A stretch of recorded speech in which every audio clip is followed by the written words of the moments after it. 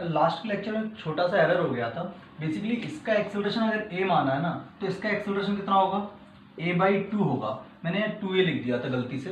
Reality में जब ये वाली पुली, वहाँ पर मैंने एक्सप्लेन सही किया था, जब ये पुली 2 मीटर नीचे जाएगी तो ये वाला ब्लॉक कितना आगे जाएगा, 4 मीटर आगे। मतलब इसका डिस्प्लेसमेंट अगर 2 मीटर है तो इसका डिस्प्लेसमेंट 4 मीटर मानेंगे। मतलब इसका एक्सेलरेशन अगर आपने a माना है तो इसका एक्सेलरेशन क्या हो जाएगा, 2a। मतलब इसका जो भी एक्सेलरेशन होगा उसका डबल ये एक्सेलरेशन होगा। तो इसका एक्सेलरेशन, अगर हमने इसका एक्सेलरेशन a मान लिया तो इसका एक्सेलरेशन उसका कितना होगा, हाफ, डबल नहीं। किसका एक्सेलरेशन ज़्यादा है, इसका एक्सेलरेशन ज़्यादा है, क्योंकि ये डिस्प्लेस होगा 2 मीटर तो ये डिस्प्लेस हो जाएगा 4 मीटर। तो अगर हमने इसका एक्सेलरेशन 2 माना तो इसका एक्सेलरेशन 4 होगा। अगर इसका एक्सेलरेशन आपने a माना तो इसका 2a होगा। अगर इसका एक्सेलरेशन a/2 माना तो इसका एक्सेलरेशन a होगा। वहाँ मैंने गलती से 2 लिख दिया तो आप करेक्ट कर लेना। बाकी सब एज इट इज है। 5 kg का जो ब्लॉक था, नीचे कितना लगेगा 50, ऊपर क्या लगेगा 2t, और नीचे क्या लगेगा a/2। इसकी अगर बात करें हम 2 kg की, तो 2 kg में इधर क्या लगेगा t और इधर क्या आएगा a। तो इसका इक्वेशन क्या हो जाएगा, 50 minus 2t is equal to 5 into a/2। और ये इक्वेशन क्या हो जाएगी, इसकी इक्वेशन हो जाएगी t is equal to 2 into a। बस अब इस इक्वेशन आप क्या करो, 2 से मल्टीप्लाई कर दो या इसका पहले इधर भेज दो, तो ये हो जाएगा 100 minus 40 is equal to 5a। इसमें आप कितने से मल्टीप्लाई कर दो, आप इक्वेशन 1 थी ना, इसमें 4 से मल्टीप्लाई करके और इस इक्वेशन को यहाँ ले आओ तो कितना हो जाएगा 40 इज इक्वल टू 8a। अब ऐड कर दो तो कैंसिल आउट हो जाएगा। तो एक्सेलरेशन इज इक्वल टू कितना हो जाएगा, 100/13 मीटर पर सेकंड स्क्वायर। ये आंसर आएगा एक्सेलरेशन का, और इस पर रख देंगे तो टेंशन आ जाएगा। ठीक है, वो थोड़ा सा इसमें एरर हो गया था, वो आप करेक्ट कर लेना। अब अगले क्वेश्चन की तरफ चल। तो लास्ट में हम लोग पुली के क्वेश्चन कर रहे थे, है ना, उसमें एक बढ़िया क्वेश्चन कराया था और उसमें हमने ये देखा था कि ब्लॉक्स के एक्सेलरेशन डिफरेंट हो सकते हैं। अब वो कैसे होते हैं उसको थोड़ा एनालिसिस और करते हैं। जैसे मान लो मैं आपसे बोलूँ कि यहाँ पर पुली है ऐसे, यहाँ पर ये पुली फिक्स कर रखी है और दूसरा एंड एक पर्सन ने होल्ड कर रखा है जो इसको स्ट्रिंग सप्लाई कर सकता है। अब मैं आपसे बोलूँ कि यहाँ से यहाँ तक का जो टोटल लेंथ था वो सपोज 4 मीटर है, तो जाहिर सी बात है इधर का भी लेंथ कितना रहा होगा, 4 मीटर रहा होगा। अब मैं चाहता हूँ ये पुली अपनी जगह से 2 मीटर नीचे आ जाए, यहाँ पहुँच जाए। अब अगर 2 मीटर नीचे आना है इस पुली को, तो इस पुली को कितनी एक्स्ट्रा स्ट्रिंग चाहिए, देखो 2 मीटर यहाँ से चाहिए और 2 मीटर यहाँ से चाहिए, तब जाके ये पुली कहाँ आ पाएगी, 2 मीटर नीचे आएगी। मतलब टोटल एक्सटेंशन इसे कितना चाहिए, किसको, पुली को कितनी स्ट्रिंग एक्स्ट्रा चाहिए जिससे 2 मीटर गिर पाए। जैसे समझो ये पुली है, मैंने बोला इस पुली को जाओ तुम 2 मीटर नीचे चले जाओ, तो ये क्या रिक्वायरमेंट देगी अब कि मैं तब 2 मीटर ऊपर जा पाऊँ जब ये जो हमारा स्ट्रिंग है ये एक्सटेंशन कितना दे आपको, 4 मीटर, 2 मीटर इस साइड से और 2 मीटर इस साइड से, तब जाके ये पुली 2 मीटर नीचे आएगी। मतलब टोटल कितना लेंथ चाहिए इसको एक्स्ट्रा, 4 मीटर। क्लियर है यहाँ तक, ओके। अब ये वाला एंड ये तो फिक्स है, क्या ये आपको लेफ्ट साइड से 2 मीटर का एक्सटेंशन दे सकता है, अच्छे सोचो, कोई जल्दबाजी नहीं। क्या ये वाला स्ट्रिंग आपको 2 मीटर का एक्सटेंशन दे सकता है, आंसर है नो, क्योंकि ये तो फिक्स्ड एंड है। यहाँ पर यहाँ से थोड़ा ना स्ट्रिंग सप्लाई हो रही, मतलब मजबूरन इस पर्सन को कितना एक्स्ट्रा स्ट्रिंग देना पड़ेगा, इसको ही 4 मीटर देना पड़ेगा। जब ये 4 मीटर देगा तो पुली 2 मीटर का डिस्प्लेसमेंट यहाँ से और 2 मीटर का डिस्प्लेसमेंट यहाँ से ट्रेवल करके 2 मीटर नीचे आ पाएगी। तो सोचो कि जब पुली को 2 मीटर चलना था तो उसने लेफ्ट साइड से कितना एक्स्ट्रा स्ट्रिंग लिया, 4 मीटर। तो मैं बोलूँ इसका डिस्प्लेसमेंट 2 है तो इसका 4 है, इसका जो भी डिस्प्लेसमेंट है ना उसका डबल ये कर रहा है, या मैं बोलूँ इसका जो डिस्प्लेसमेंट है उसका हाफ डिस्प्लेसमेंट ये ट्रेवल कर रहा है। तो अगर इसका वेलोसिटी v माना तो इसका वेलोसिटी v/2, समझ में आ रहा है, ठीक है।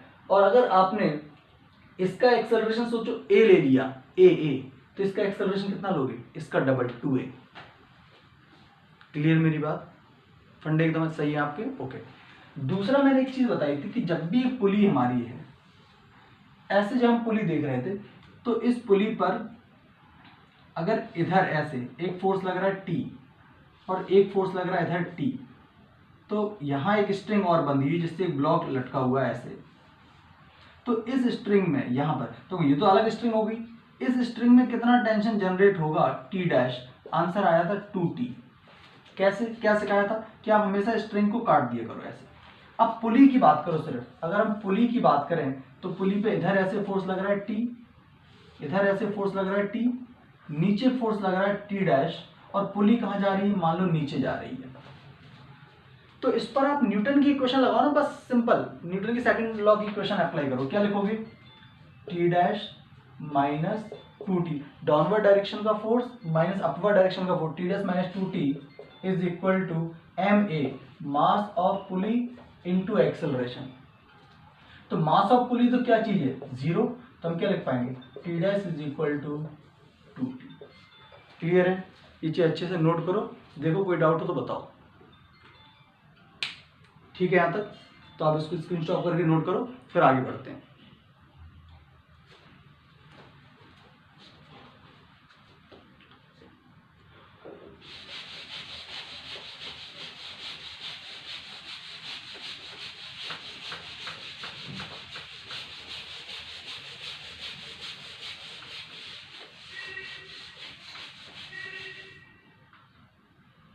और देखो इस पे कैसे क्वेश्चन आते हैं, इसी में इंक्लाइन प्लेन को भी इन्वॉल्व कर लेते हैं लोग, है ना।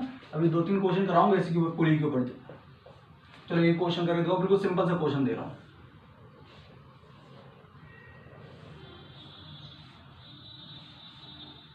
ये आपका 4 kg हो गया, ये आपका 2 kg हो गया। आपको, अच्छा कोई फ्रिक्शन है ही नहीं अभी, तो आपको दोनों ब्लॉक्स के एक्सेलरेशन, आप क्वेश्चन नोट करो, find out the acceleration and tension in the string, find out the acceleration of the block and tension in the string. Clear है, चलो आप खुद से सॉल्व करो और फिर उसको देखो आपका करेक्ट है या नहीं। तो सबसे पहला तो हम क्या करते हैं, स्ट्रिंग एक ही है तो यहाँ पर भी T, यहाँ पर भी T, ऐसे T और ऐसे, तो यहाँ पर T आएगा, ये भी T आएगा, ये भी T आएगा और ये भी T आएगा। फिर क्या करते हैं, बीच में से कट कर दो। अब अगर इसका एक्सेलरेशन a एज्यूम कर लिया तो जितना ये नीचे जाएगा उतना ही ये आगे जाएगा, तो दोनों के एक्सेलरेशन सेम है। क्लियर है, ओके। अब एक बात थोड़ा फील किया हमने हर ब्लॉक का फ्री बॉडी डायग्राम अलग से बनाते हैं। मान लो 2 kg का बना रहे हो, तो 2 kg का ये हमारा 2 kg हो गया। इस 2 kg में फोर्स देखो कौन कौन से लग रहे हैं, नीचे लग रहा होगा 20, ऊपर लगेगा नॉर्मल रिएक्शन, आगे लगेगा T और ऐसे मूव करेगा ये A। इसी तरह से 4 kg का बनाओ,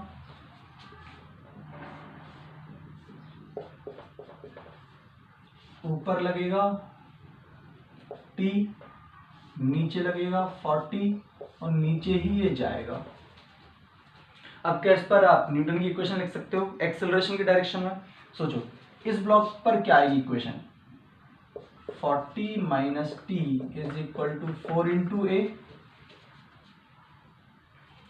एक्सेलरेशन की डायरेक्शन में, एक्सेलरेशन की डायरेक्शन तो ये है, इस डायरेक्शन में आप लिख क्या रहा है ये चीज, net force is equal to m into a.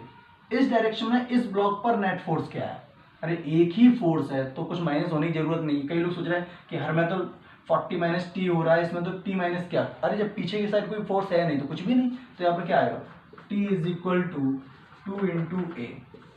Add कर दो तो ऐसे कैंसिल आउट हो गया, तो 40 इज इक्वल टू 6a, तो a इज इक्वल टू कितना आ गया 20/3, और a का वैल्यू 20/3 आ गया, तो आप इससे t का वैल्यू निकाल सकते हो। तो t इज इक्वल टू क्या हो जाएगा 2 into 20/3 that is 40/3 Newton. This is the answer. Clear है, तो ऐसे कई सारे क्वेश्चंस बनेंगे, अभी और भी बनवाऊंगा, 1-2 क्वेश्चन कराऊंगा, फिर HCV का भी एक आध क्वेश्चन कराऊंगा बढ़िया वाला, ये नोट करो आप आगे पहले।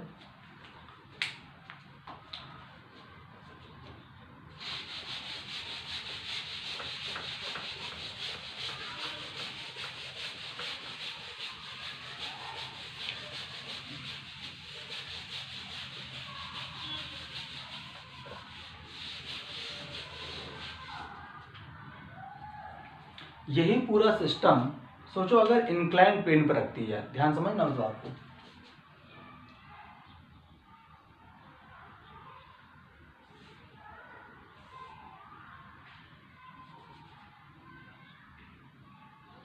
थीटा इस तरह से, और यहां पुली लगा दी।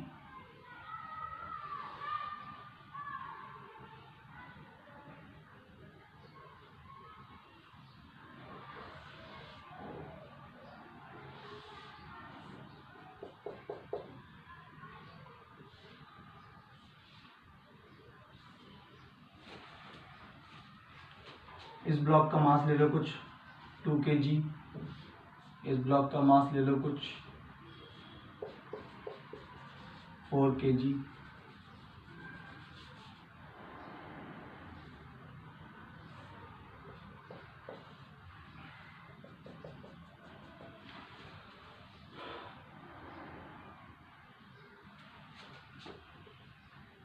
एट kg ले लो जी। ठीक, अब हर एक इक्वेशन लिख के बतानी, सॉल्व करने की जरूरत नहीं। मैं थीटा का कैलकुलेशन करानी हो तो मैं थीटा का वैल्यू 37 डिग्री ले लूंगा, है ना, या ले ही लो, चलो मैं तो कहता हूँ। अब इसे सॉल्व करके बताना है। देखो आप क्या करो, सबसे पहले तो टेंशन डिफाइन करना है अपने को। यहाँ पर क्या लिखोगे, ऐसे टी और टी, यहाँ पर भी क्या लिखेंगे टी और टी, यहाँ पर भी क्या लिखेंगे टी और टी, इस तरह से। ओके, अब हमेशा क्या करना है, इसको काट देना है, ऐसे कट कर दो।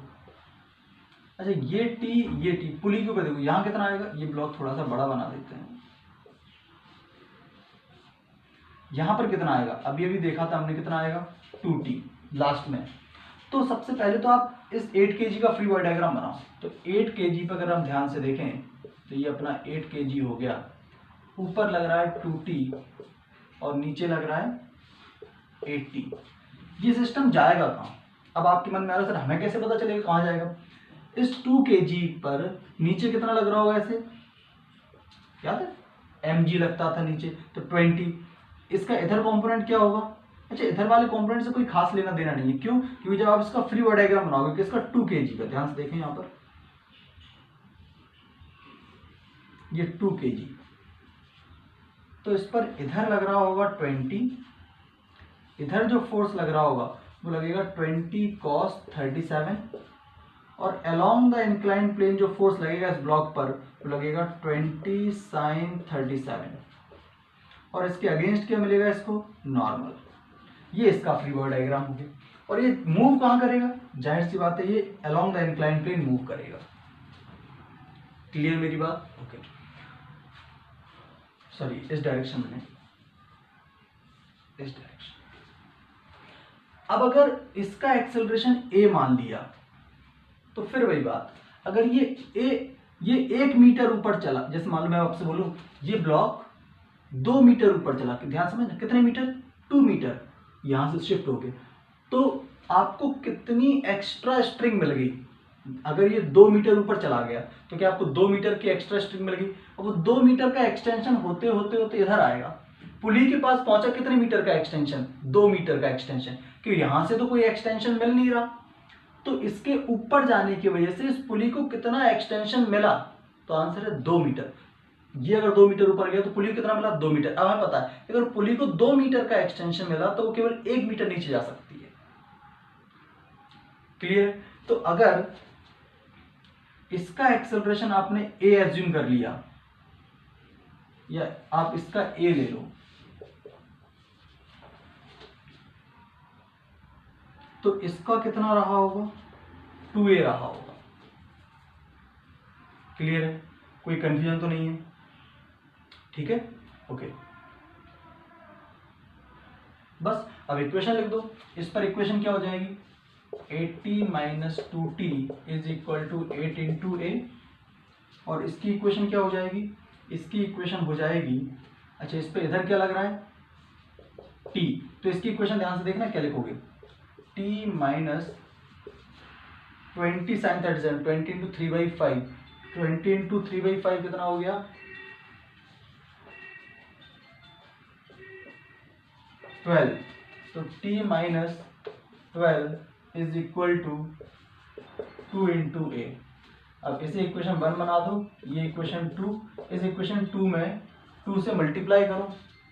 जब 2 से मल्टीप्लाई करेंगे तो ये कितना हो जाएगा 80 minus 2t is equal to 8 into a. ये हो जाएगा 2t minus 24 is equal to 4a। तो ये हो जाएगा 80 माइनस 24 कितना हो गया 56 इज इक्वल टू 12a। तो a इज इक्वल टू कितना हो गया 56/12 मीटर पर second square. This is the answer. और एक्सेलरेशन आ गया तो उस इक्वेशन रख देंगे तो टेंशन भी आ जाएगा। क्लियर है? तो ऐसे कई सारे क्वेश्चन बनाए जा सकते हैं, उसमें कुछ भी नहीं है ना। तो आप स्क्रीन स्टॉप करके इसे पहले नोट कर लो, फिर आगे बढ़ते हैं। अब हम देखते हैं क्वेश्चन नंबर 24 HCV का। तो पहले क्वेश्चन का फॉर्मेट समझो। अच्छा, उससे पहले एक बात बता देता हूँ, एक छोटा सा पॉइंट आप नोट कर लो। मास पर यूनिट लेंथ, ये क्या चीज है, कैसे आता है वो मैं समझा देता हूँ आपको। जैसे मान लो एक रॉड है, इस रॉड का लेंथ है L और टोटल मास है M। अगर मैं इसके एक यूनिट का मास मतलब 1 मीटर का मास पूछूं तो आप कैसे कैलकुलेट करोगे? Mass per unit length will be equal to capital M divided by L। ये याद रखना है। अब ये आया कैसे, इसकी यूटिलिटी क्या है वो मैं समझा देता हूँ। जैसे मैं एक सिंपल सा क्वेश्चन आपसे पूछूं कि रॉड का लेंथ है 4 मीटर और मास है 8 kg। ध्यान समझ, मास कितना है 8 kg। अब मैं आपसे इसके 1 मीटर का मास पूछूं तो आप क्या बोलोगे 1 मीटर का मास होगा 2 kg। बट आपने कैलकुलेट कैसे किया? आपने टोटल मास में टोटल लेंथ से डिवाइड कर दिया तो इसके 1 मीटर का मास हो गया। तो जब भी आपको मास पर यूनिट लेंथ चाहिए हो ना, total mass divide by total length आ जाएगा। इसकी यूटिलिटी क्या है? जैसे मैंने आपसे इस पर्टिकुलर क्वेश्चन में पूछता कि बताओ इसके 3 मीटर का मास कितना होगा, तो आप बोलते 3 मीटर का मास होगा 6 kg। बट ये आपने सोचो कैलकुलेट कैसे किया? ये आपने कैलकुलेट किया total mass divide by total length multiply by the length, जितने का मास चाहिए। तो ये 3 मीटर का मास आ गया आपका। इस चीज की बहुत आगे जरूरत पड़ेगी, इसलिए अभी इसको समझ लो। ये क्या चीज है 8/4, this is the mass per unit length. ठीक है, और जितनी लेंथ का मास चाहिए होता है उस लेंथ से मल्टीप्लाई कर देते हैं। ठीक है, तो आप ये नोट करो।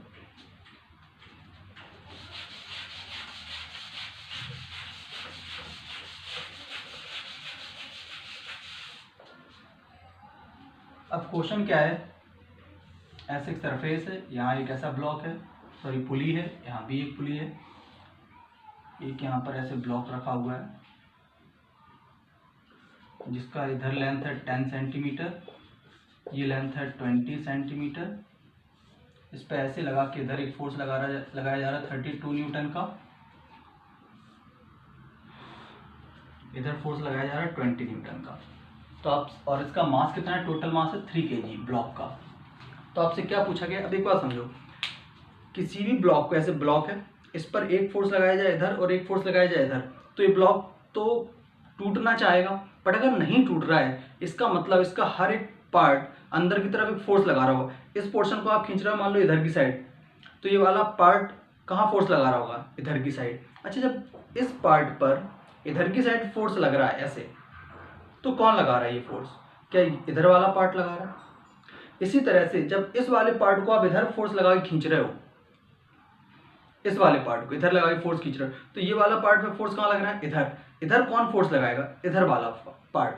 ठीक है, आपसे इस पर्टिकुलर क्वेश्चन में क्या बोला गया वो आपको और फील कराता हूँ। आपसे बोला गया, क्वेश्चन नोट कर लो, find out the force exerted by 20 centimetre part at 10 centimetre part. मतलब ये सिनेरियो आपको गिवन है और इस सिचुएशन में आपसे बोला गया कि बताओ ये 20 सेंटीमीटर का पार्ट 10 सेंटीमीटर के पार्ट पर कितना फोर्स लगाएगा। क्लियर? अच्छा, 10 सेंटीमीटर का पार्ट भी उतना ही फोर्स लगाएगा जितना 20 सेंटीमीटर का पार्ट लगा रहा है। जैसे एक ब्लॉक है, इस ब्लॉक पे जब फोर्स लग रहा है तो इंटरनली इस पे जो फोर्स लग रहे होंगे, जैसे इस ब्लॉक की सिचुएशन देखी जाए तो 20 सेंटीमीटर वाला पार्ट पर फोर्स लगा रहे हो आप 32 न्यूटन। तो ये वाला पार्ट इधर भागना चाह रहा है टूट के, लेकिन अगर बंधा हुआ है तो इस पर फोर्स लग रहा है इधर। ये वाला फोर्स कौन लगा रहा है? ये 10 सेंटीमीटर पार्ट लगा रहा है और इस पर आप 20 न्यूटन का फोर्स लगा रहे हो, तो ये वाला पार्ट कहाँ भागना चाह रहा है? इधर। तो इस पर फोर्स कहाँ लग रहा है, अगर नहीं टूट रहा है तो इधर ऐसे। ये वाला फोर्स कौन लगा रहा है, ये 20 सेंटीमीटर वाला पार्ट लगा रहा है, और दोनों फोर्स इक्वल होंगे। इन्हें हमने नाम दे दिया R1 और R1 क्योंकि इक्वल फोर्स होंगे। अब इस पर अगर हम इनको सेपरेट कर लें, हम सिर्फ 20 सेंटीमीटर को ऐसे बनाते हैं, तो 20 सेंटीमीटर पार्ट का मास कितना होगा, 2 kg। 30 सेंटीमीटर का मास कितना है, 3 kg, तो 20 सेंटीमीटर का कितना होगा, 2 kg। तो इस पे इधर कितना फोर्स लग रहा है, 32 न्यूटन। अरे ये 32 न्यूटन है और एक ही स्प्रिंग है, तो यहाँ भी 32, यहाँ भी 32, यहाँ भी 32, यहाँ भी 32, ऐसे लिख सकते हैं। सिस्टम चलेगा कैसे, इधर फोर्स लग रहा है 32 न्यूटन और इधर वाले पार्ट लग रहा है 20 न्यूटन, तो ज़्यादा तो ये है ना, तो सिस्टम कैसे मूव करेगा, this system will move like this. तो इसमें जो भी एक्सेलरेशन आएगा वो इधर की साइड आएगा, वो एक्सेलरेशन हमने मान लिया a। और इस ब्लॉक पर 20 सेंटीमीटर ब्लॉक पर क्या इधर की साइड लग रहा है R1, तो इस पे इक्वेशन क्या लिखी है न्यूटन की, 32 minus R1 is equal to 2 into a। इसी तरह से अगर हम 10 सेंटीमीटर पार्ट के बारे में सोचें, तो इधर लग रहा है उस पर R1, इधर लग रहा है 20 और इधर कितना एक्सेलरेशन आएगा a। तो इस पे इक्वेशन क्या हो जाएगी, R1 minus 20 is equal to 1 into a। तो R1 से R1 कैंसिल आउट हो गया, कितना हो गया ये 12 इज इक्वल टू 3a, तो a इज इक्वल टू आ गया 4 मीटर पर सेकंड स्क्वायर। अच्छा, ये 4 मीटर पर सेकंड स्क्वायर का एक्सेलरेशन डायरेक्ट भी निकाला जा सकता है, तो कैसे, इधर लग रहा है 32 और इधर लग रहा है 20, तो इस पर net pulling force along short sky थी ना, एक्सेलरेशन की शॉर्ट ट्रिक क्या थी,